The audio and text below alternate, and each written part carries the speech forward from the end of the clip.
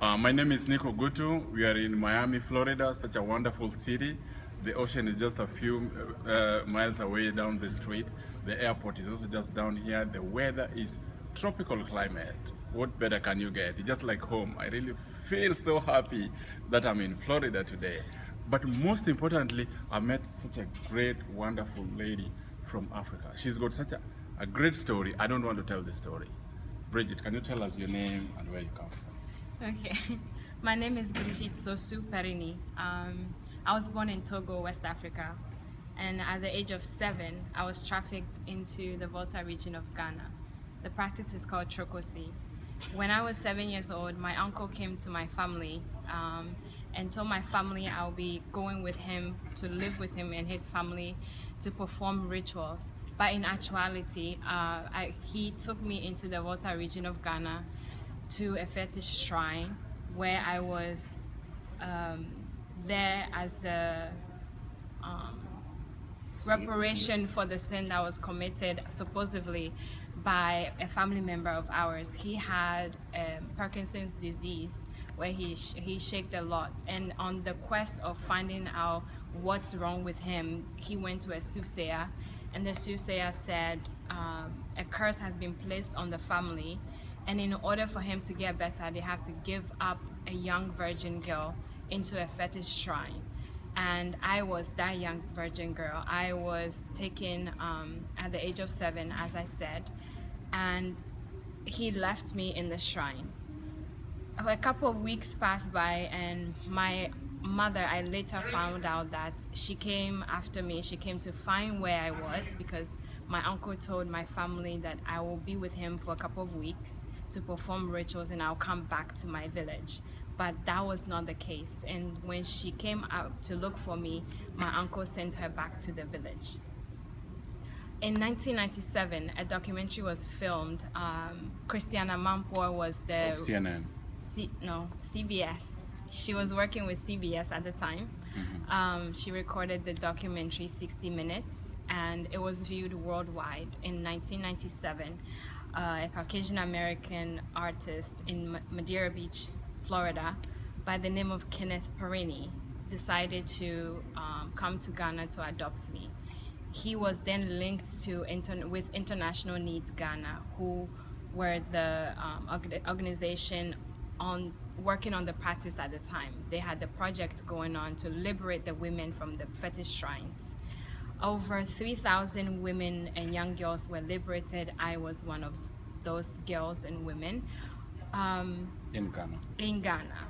But you're originally from Togo? I was born in Togo. Okay. And trafficked into the Volta region of Ghana. Okay. Because when he went to the soothsayer, they then tell you what shrine you should take the girl to, even if it's out of the country where the girl lives.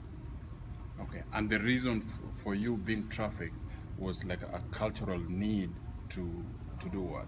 He was sick, and for him to get well. For him to get well from Parkinson's disease. Yes, he had to give up a girl to the fetish shrine because supposedly a curse was placed on the family. That was what caused his sickness. So for how long did you live in captivity? I was in there. From the age of 7 up to?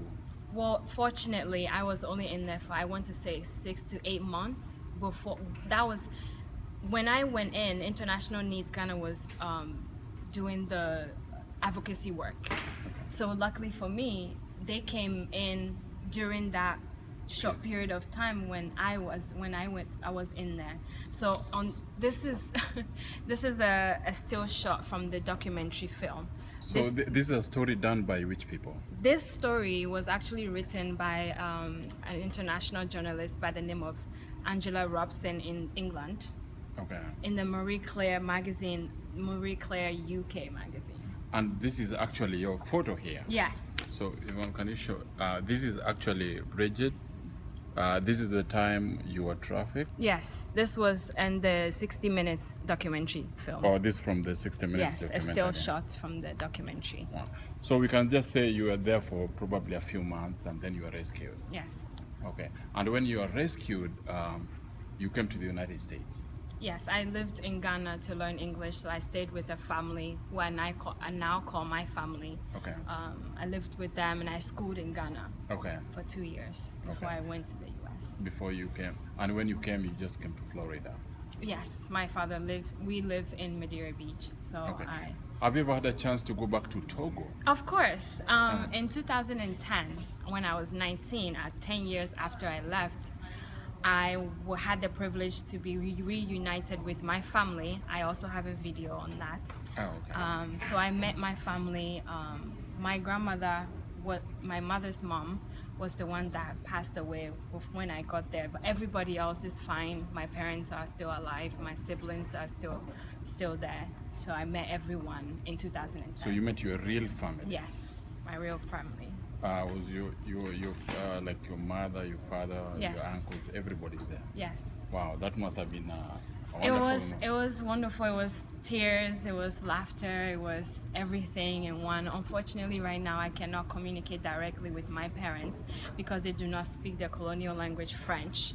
They speak Ewe, and I'm no longer able to speak that language. So the thing that really makes me sad and makes me cry when I'm back home is the fact that I cannot communicate directly with with your my own mother. biological parents. Yes. How sad that is. Now tell me, you've got this program that you're starting. Yes. What is it about? I want to, since I was 9 years old, I believed I was saved to save others. I want to start advocacy work against the practice again. Unfortunately, right now the practice is being practiced underground in Ghana due to the extensive advocacy work that was done. So we are not so sure if it's because of the work that was done that drove the practice underground. What then went wrong? Can we use new methods to advocate against the practice? And that's what I did when my dissertation, my master's degree dissertation was on the practice. I wanted to gain more. Yeah, because you got your bachelor's degree in the US, and when you went for master's in the UK, I don't know why. What do you mean you don't know why? Why you went to the UK? Well, with the international relations and human rights, it's almost like a bonus to study in different countries to gain that experience. Exactly. Yes. So what did you call this program that you're starting? Well, it's not really a program. I want to start speaking on my story. Okay. So I will publish my I'm going to have my own website where I will merge this 60 minutes documentary with my going home video, and then start talking about my story, talking about the practice back home in Ghana, in Togo, and in Benin, and the issues surrounding and that's this why practice. this is the first time you're attending Amnesty International? It is my first time. When I came back from London, I wanted to attend. I wanted to meet people and network with people, like-minded people in the field of international human rights and international relations and human rights. So I googled international human rights conferences, and Amnesty International AGM 2016 came up, and I bought a ticket, and here I am. Dear viewers, very soon you'll be hearing more about Bridget. You need to go to... Brigitte. Pardon? Can you pronounce it properly for us? Yes, it's Brigitte. It's French. Bridget. I hope I got it right. Very soon you'll be hearing more about Bridget on our channel as she goes through the journey of letting the world know what happens in that part of Africa. Yes. Thank you so much. Thank you. I really appreciate it. It's a pleasure.